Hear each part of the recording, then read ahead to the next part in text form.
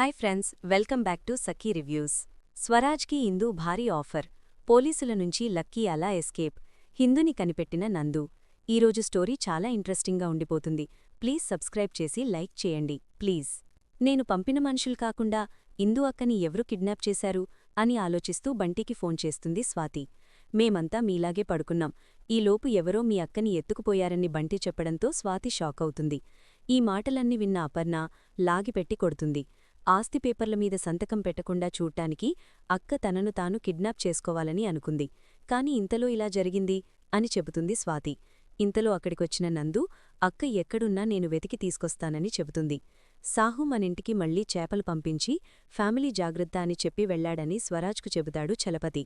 దాంతో ఈ kidnap drama వెంటనే క్లోజ్ చేయాలని, మన డబ్బు మనం తీసుకుని పారిపోవాలని చెబుతాడు స్వరాజ్. ఇందు నుంచి ఎలాంటి ప్రాబ్లం రాకుండా ఉండటానికి ఆమె దగ్గరికి వెళ్లి నా కుటుంబం కోసం నేను చాలా ఇబ్బంది పడుతున్నానని డ్రామా ఆడతాడు. ఇదంతా పసిగట్టిన ఇందు లక్కీ స్వరాజ్లను చితకబాదుతుంది. భ్రమరాంబను కాఫీలు జ్యూస్లు టిఫిన్ల కోసం టార్చర్ చేస్తుంటుంది నందు. ఇంతలో రేఖకి స్వరాజ్ కాల్ చేయడంతో నందు ముందు మాట్లాడుతుంది. మీరు నా మాట పట్టించుకోవడం లేదు, సరదాగా మీ అమ్మాయి వేళ్లు కట్ చేసి పంపిస్తానని రాజ్ వార్నింగ్ ఇవ్వడంతో అపర్ణ షాక్ అవుతుంది. మీరు పెట్టిన డబ్బు రెడీ చేయడానికి నాకు కొంచెం టైం పడుతుంది, 2 రోజులు టైం ఇవ్వమని అడుగుతుంది రేఖ. అయితే ఫోన్ని ఎక్కువసేపు మాట్లాడ్డానికి గాను ఏదేదో మాట్లాడుతుంది రేఖ. డబ్బులు రెడీ చేసుకుంటే ఎక్కడికి రావాలో తర్వాత చెబుతానని అంటాడు స్వరాజ్. కిడ్నాపర్ లొకేషన్ దొరికిందని, ఆ ఏరియాని కనిపెట్టానని కానిస్టేబుల్ చెప్పడంతో నందు సంతోషిస్తుంది. ఇప్పుడు మనల్ని నమ్మి అంత డబ్బు ఎవరిస్తారని రేఖ కంగారు పడుతుంది. చక్రీ దగ్గర తీసుకుంటానని రేఖ అంటుండగా వాడు ఈసారి మనకి చచ్చినా ఇవ్వడని చెబుతాడు భూషణ్. మన అదృష్టం బాగుండి ఈ పోలీసులు పట్టుకుంటే సరిసరి, లేదంటే ఆ ₹1,00,00,000 ఇవ్వాల్సిందేనని చెబుతుంది రేఖ. తమకు రాబోయే డబ్బులతో ఏం చెయ్యాలో లక్కీ గాల్లోనే లెక్కలు వేస్తుంటాడు. డబ్బులు రాగానే మంచి కారు కొనుక్కుని బంజారా హిల్స్లో ఓ పెద్ద షోరూంలో 10 జతల బ్రాండెడ్ బట్టలు కొనుక్కోవాలని చెబుతాడు స్వరాజ్. డబ్బులు రాగానే మనం కార్లు, కొత్త బట్టలు కొనుక్కుంటే రోడ్డుమీదికే వస్తామని వార్నింగ్ ఇస్తాడు. అంత డబ్బు వచ్చాక కూడా మనం పేదరికంలోనే బతకాలా అని బాధపడతాడు లక్కీ. అలాగైతే మనం రిచ్ క్లాస్కి ఎప్పుడు వెళ్తామని అడుగుతాడు.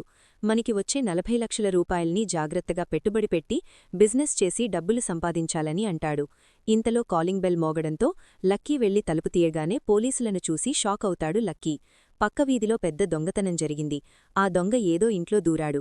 వాడిని వెతుక్కుంటూ ఇక్కడికొచ్చామని చెబుతాడు ఎస్ఐ. వాడు చాలా డేంజరస్, 150 మందిని చంపేశాడు. మీ ఇల్లంతా వెతుకుతామని చెబుతాడు ఎస్ఐ. ఇంతలో ఇందూ రావడంతో ఆ అమ్మాయి ఎవరు అని అడుగుతాడు ఎస్ఐ. మా వాడి భార్య అని లక్కీ చెప్పడంతో ఇందూ స్వరాజ్లు షాక్ అవుతారు. ఇందూని బతిమలాడినట్లు నటిస్తాడు లక్కీ. లక్కీ కాళ్లు పట్టుకోవడంతో ఎస్ఐ షాక్ అవుతాడు. నిన్ను చూస్తుంటే చాలా గర్వంగా ఉంది. ఈ రోజుల్లో కూడా నీలాంటి ఫ్రెండ్స్ ఉంటారా? ఇలాంటి ఫ్రెండ్ దొరకడం మీ ఇద్దరి అదృష్టం. ఈగోలకు పోయి విడిపోకుండా జాగ్రత్తగా సంసారం చేసుకోండని చెప్పి వెళ్ళిపోతాడు ఎస్ఐ. నా లవ్కి సాయం చేయమంటూ నందూని బతిమలాడుతాడు వెంకీ.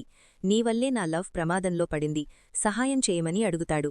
ముందు ఓ అమ్మాయి కిడ్నాప్ అయ్యింది, వాళ్ళింట్లో వాళ్లు కంగారు పడుతున్నారు. నా పరిస్థితి అర్థం చేసుకోమని సీరియస్ అవుతుంది నందు. నా గర్ల్ఫ్రెండ్ నా ఫోన్ లిఫ్ట్ చేయడం లేదు, నా మెసేజ్లకు కూడా రిప్లై ఇవ్వడం లేదు అంటాడు వెంకీ.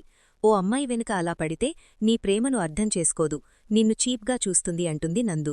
అది ఎక్కడుందో తెలుసుకుంటే నువ్వేం చేయాలో నేను చెబుతానని వెంకీకి చెబుతుంది నందు. ఇందూ కోసం వెతుకుతున్న నందూకి స్వరాజ్ ఇంట్లో నుంచి బయటకొస్తున్న పోలీసులు కనిపిస్తారు. వాళ్లకి విషయం మొత్తం చెప్పి ఇందూ ఫోటో చూపిస్తుండగా ఎస్ఐకి ఫోన్ రావడంతో వెళ్లిపోతాడు ఎస్ఐ. పోలీసుల ముందు ఇందూని తన భార్య అని చెప్పడంతో లక్కీపై స్వరాజ్ మండిపడతాడు. ఇదంతా మీరిద్దరూ కలిసి ఆడుతున్న నాటకమని నాకు బాగా తెలుసు. పోలీసులు వస్తే ఇలాగే మాట్లాడాలని మీరిద్దరూ ఆల్రెడీ డిసైడ్ అయ్యారని ఇందూ సీరియస్ అవుతుంది.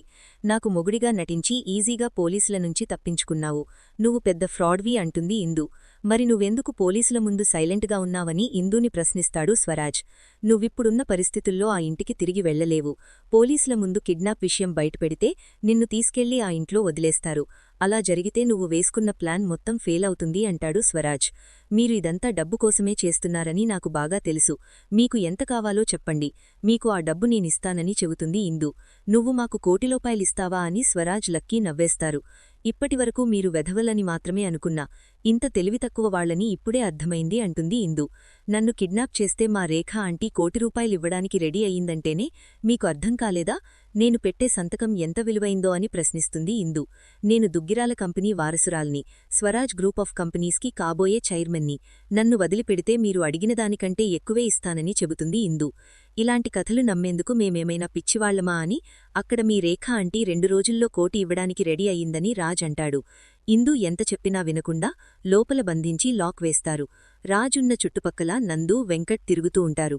అది రాజు లక్కీ చూసి భయపడిపోతారు. వాళ్లను కరెక్ట్ చూసి ఏదో అడ్రస్ కోసం వెతుకుతున్నారు. ఎందుకైనా మంచిది, లోపల దాక్కుందామని వెళ్ళిపోతారు రాజ్ లక్కీ దాచిన ఇల్లు చూసి ఈ ఏరియాలో ఈ ఇల్లే డిఫరెంట్గా ఉందని లోపలికి వెళ్తుంది నందు. తర్వాత రాజ్ లక్కీ పడుకుని ఉంటారు. కిడ్నాప్ అయిన ఇంట్లోకి వెళ్లి అక్కడ ఇందూని కనిపెట్టి చూస్తుంది చెల్లి నందు. అక్క అని పిలుస్తుంది. నిజం చెప్పు, ఇదంతా నాకోసం ఎందుకు చేస్తున్నావు అని నందూని ఎమోషనల్గా అడుగుతుంది ఇందు. అప్పుడే రాజ్ లక్కీ నిద్రలోంచి కదుల్తారు. అది చూసిన నందు అక్కడే దాక్కుంటుంది. మరిన్ని అప్డేట్స్ కోసం ప్లీజ్ సబ్స్క్రైబ్ చేయండి. Thanks for watching.